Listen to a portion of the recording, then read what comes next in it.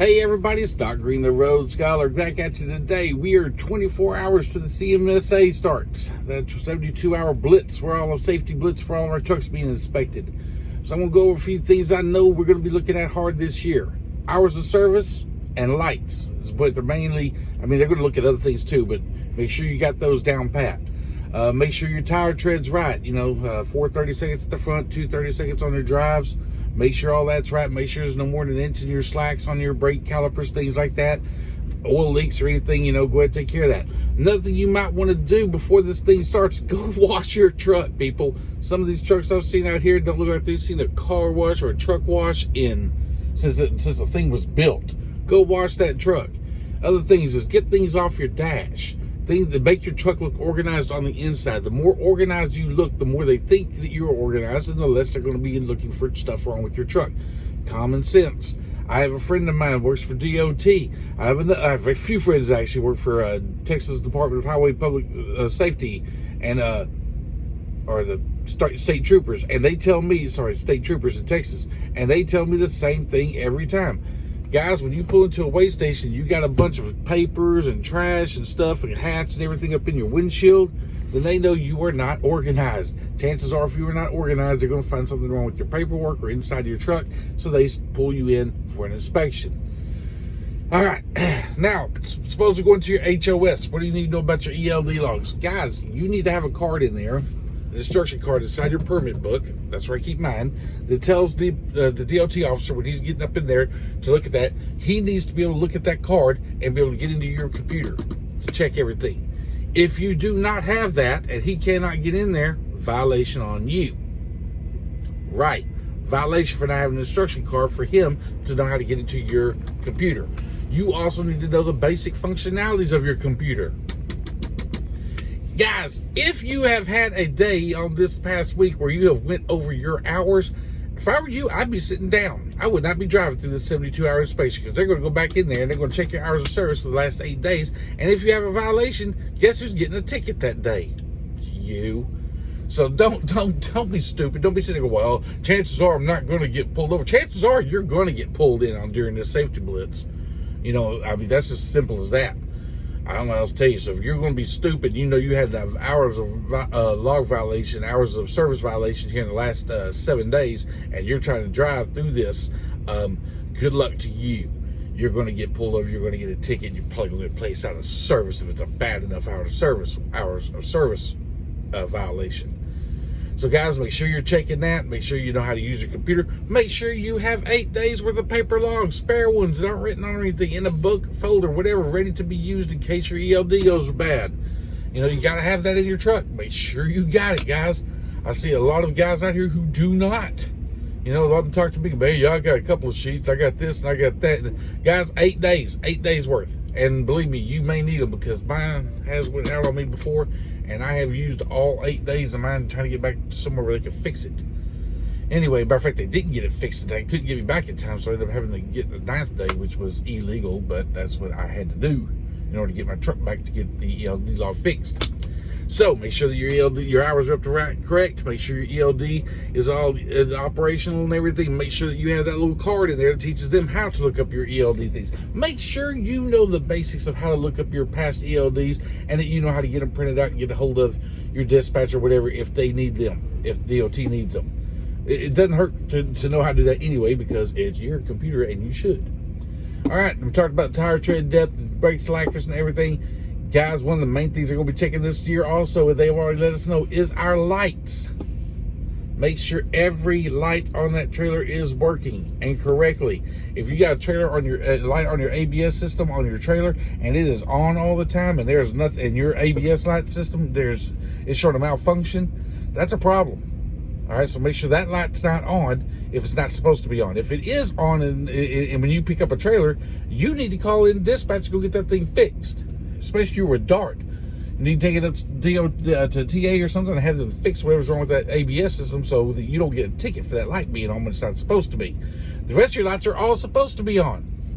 I see some of these guys out here with all these pretty lights on their stacks in these trucks, and they got like 50,000 lights, and they light up, look like a damn airstrip coming down the highway.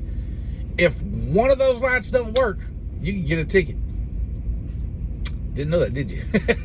Well, some of you did. A lot of you don't.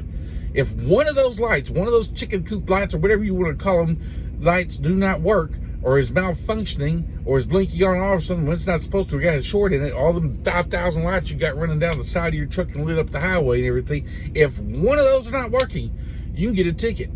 The minimum lights you have to have, you know, the front, top, bottom of your trailer or back, you know, whatever. Actually, the top of the trailer is not really a requirement because containers, the container chassis, they don't have to have top lights. But for those of you that do have the top lights at the top of your trailer, the clearance lights, they have to be working, all of them. Get out, turn on your four-ways, turn on each turn signal, because sometimes your four-ways work, they'll all blink and you turn turn signals, they don't. Make sure everything you got is working. They are going to give you a ticket if you do not. And that's what they are mainly focusing on. Do not think that is all they are focusing on. Go through your bags, guys. For God's sake, go through your bags. I see a driver get pulled over a couple of years ago. Had some old medication, prescription medication in his bag. It was like a year out of date. And I guess he took like half of it and didn't take the other half. You know, it was some kind of, I forget what, it was some kind of pain medication, what it was. Anyway, he didn't take it, but he left it in his bag, just forgot about it. They gigged him. They got him on that. They got him on a I forget what it was, the charge they gave, but yeah, he got in trouble over that, having expired medication in his truck. I think it was like a light opioid is the reason they got him for it. They say, you know, Tylenol, stuff like that doesn't matter, but it was a prescription opioid. He didn't use it all, and he didn't dispose of it correctly and had it in his bag. And I believe him. I believe he just put it in there. You know, one day he took it and probably put it in there and never used it again and forgot all about it. You know, but it doesn't matter. He got in trouble for that. So make sure you go through your truck, check for all your medication, make sure that stuff is not, you know, if it's a prescription, make sure it's not expired or whatever. And let's handle up on this CMSA inspection. Again, guys, go get your truck cleaned, washed.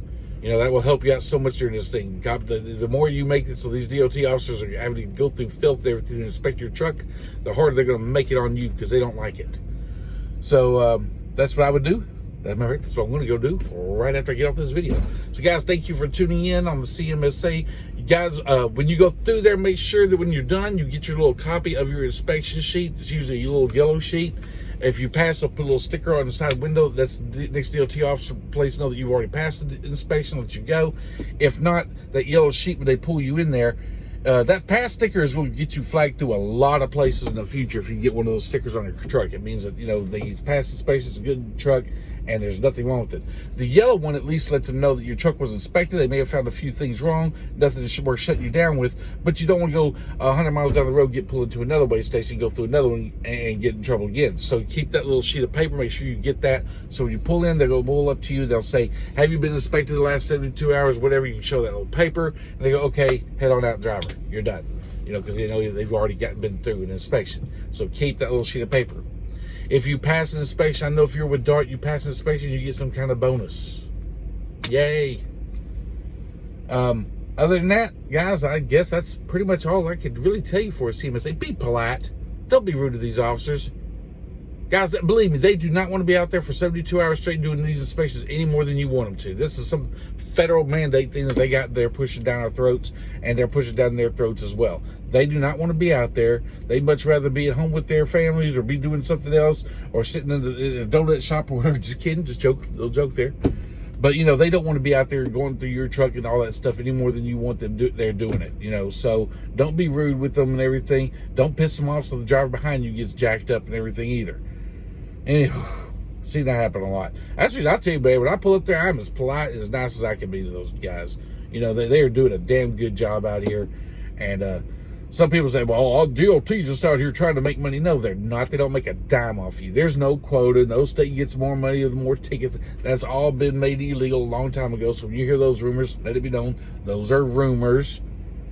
You know, now with so don't think they're out here just trying to jack with you. He couldn't care less. He doesn't know you. He doesn't, you know, he's not your buddy. He's not your friend. He's not your little high school bully or something. He doesn't know you. He's just doing his job. Anyway, guys, I'm out. That's it for this one, and I hope you have a good one. Take it easy.